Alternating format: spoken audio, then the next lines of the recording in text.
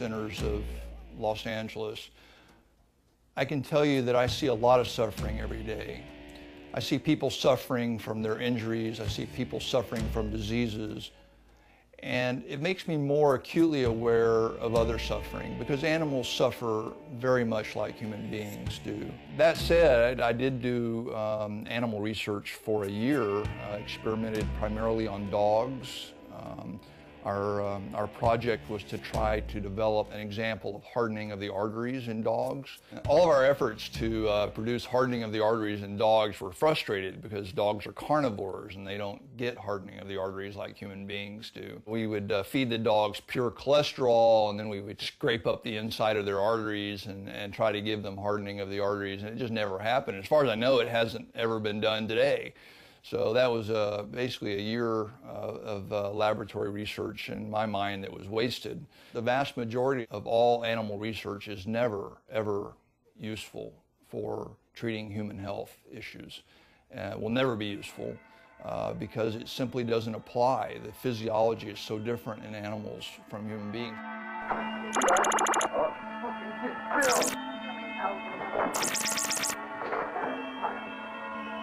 I haven't got the patience today, I really haven't.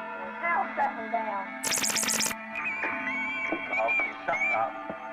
That's like I shouldn't sit back too far, he's pissed under that. We always used to joke about the fact that, what are we doing with these animal studies? I mean, why are we studying animals? I mean, this doesn't tell us anything about what's going on with human beings. So there was always kind of a feeling that anyone that was doing an animal study was really sort of not really making a contribution. It was a way of maybe making a living, but it really wasn't something that we would use. I mean, I would never take a study that was done on animals and use that information to treat a patient. No matter how many rats and mice and rabbits and dogs and non-human primates a drug is given to, ultimately it's given to that first human being. And we know that we can't really extrapolate the results from non-human animals into human animals. So whoever the first human is that takes that drug really is a human guinea pig. I don't know any doctor that ever used, any practicing doctor that ever used information that came out of an animal study to do anything, or would use that to justify anything that he did with a patient.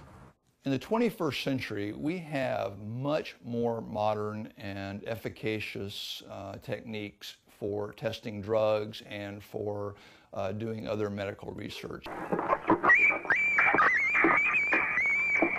shut up. That's wet. I shouldn't sit back too far, he's pissed everywhere. You've had to shut up. Fucking sit still.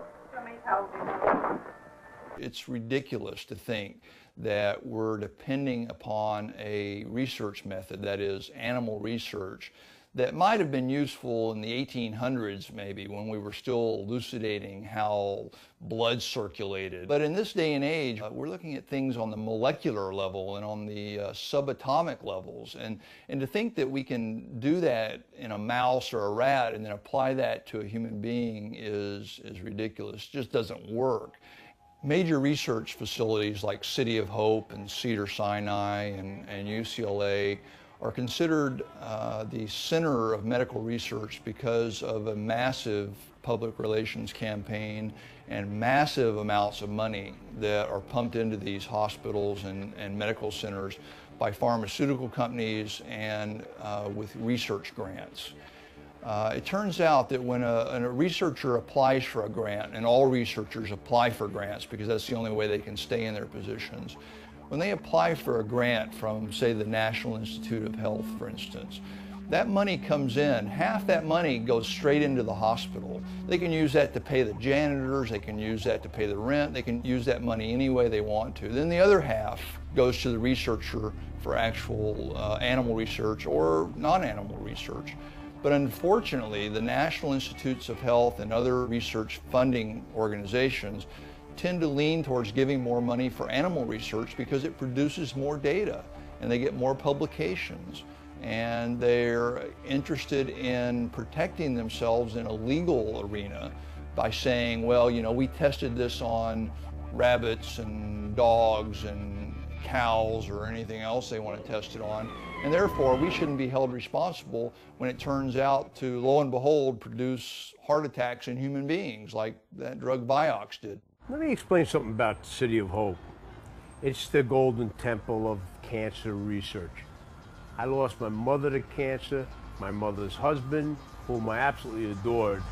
I lost a lot of good friends to cancer. But what they're doing there, if I took anybody from the public into this facility and you saw what they were doing to these animals, because I was the lay public at one time when I first went into these research facilities. If you looked at it, there is no way in your mind you could justify that and call it science. It's not science, it's insanity. Ruthless, I think, is the word. When I interviewed Bill Maher for the TV show Celebrity Justice, I learned he was a free thinker who doesn't have any fear of making controversial remarks. So he takes on issues that other people in the media are afraid to take on.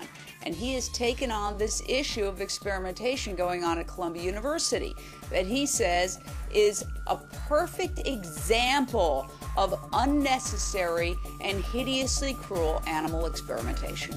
Some of these experiments are having to do with finding out, how bad nicotine is for you. Like we need to do that. I think beagles are a common choice for animal testing because beagles are generally friendly, they're a small breed, they don't take up a lot of room, and it's really unfortunate because if you think of all the breeds of dogs, who would rather be out running around in the sunshine and sniffing grass and trees and playing than a beagle? We had bought some ads on K-Rock and, 3 or 4 companies, pharmaceutical companies, had called them and said, these people are terrorists, you have to pull the ads. And they ended up pulling the ads for the show. I never really thought about the whole thing until I've gotten into it and realizing how important money is for everything, for advertisements. And obviously we can't show any of this stuff on TV. Because, every other commercial's for fast food or for some kind of, for the meat industry or for some new, anti-allergy pill or fucking Viagra or whatever. I don't know yet of anyone who's died from PMS. I know some people have had PMS who've killed some people, but that's different. So to me, that's a particularly weak case to be making for the torturing of little creatures. I'm not an advocate of anything illegal. I can only, as a journalist, look at the social forces that might contribute to this kind of behavior. And I see that when the mainstream media refuses to show the images of what's going on inside laboratories and factory farms, it creates a social condition that could lead some people to extreme behavior.